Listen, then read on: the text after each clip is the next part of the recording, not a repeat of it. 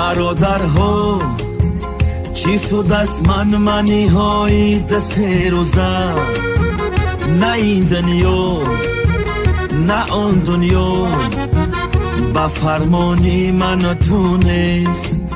گناهی ما ثوابی ما نماند هیچ بپرسیش یگان بازار در دو دهر به سنگ و ترازو نیست برادرها چی سود از منی های دسته روزه برادرها چی سود از منی های دسته روزه نه این دنیا نه آن دنیا با فرمانی من تونست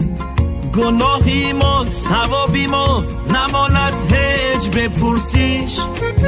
یگان بازار در دو دهر